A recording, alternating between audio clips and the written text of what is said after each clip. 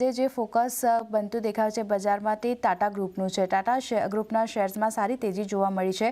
ટાટા ગ્રુપની કંપનીઓના એક આઈપીઓની આશાથી આખા ટાટા ગ્રુપમાં શેર્સમાં તેજી સાથેનું કામકાજ જોવા મળ્યું છે।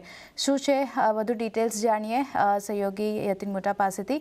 યતિન, ખાસ કરીને જે રીતે એક નવા આઈપીઓની આવવાની સમાચાર આવતા દેખાઈ રહ્યા છે ટાટા કેપિટલના, તમે કઈ રીતે જોઈ રહ્યા છો અને શું વિગતો છે?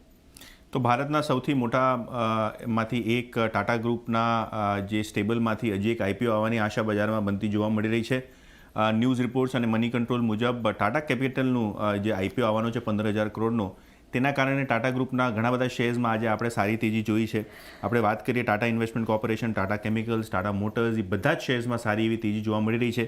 અને ક્યાંક ને ક્યાંક જે upper layer mandatory listing requirement છે તેના કારણે ટાટા કેપિટલનું આઈપીઓ લાવવામાં આવશે એવી વાતો ચાલી રહી છે, જેનું નોટિફિકેશનના મુજબ સપ્ટેમ્બર 2025 પહેલાં તેમને આઈપીઓ લાવવાનો રહેશે।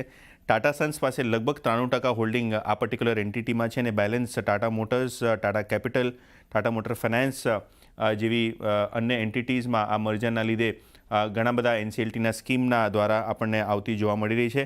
ટાટા મોટર ઇફેક્ટિવલી લગભગ 4.7% અહીંયા હિસ્સો હોલ્ડ કરી રહ્યું છે અને એયુએમની વાત કરીએ તો લગભગ 1.5 લાખ કરોડથી વધારેની એયુએમ તમને ટાટા કેપિટલના બુક્સ પર જોવા મળી રહી છે।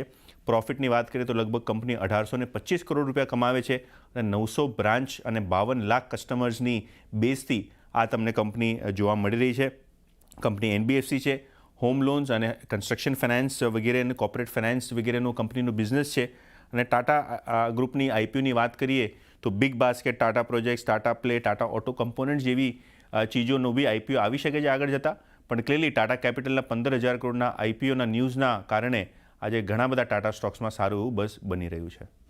જી, તો ઘણા બધા ટાટા કંપનીઓનો જે આઈપીઓ આવવાના જે સમાચાર છે એને લીધે આખો ગ્રુપ એક ફોકસમાં છે।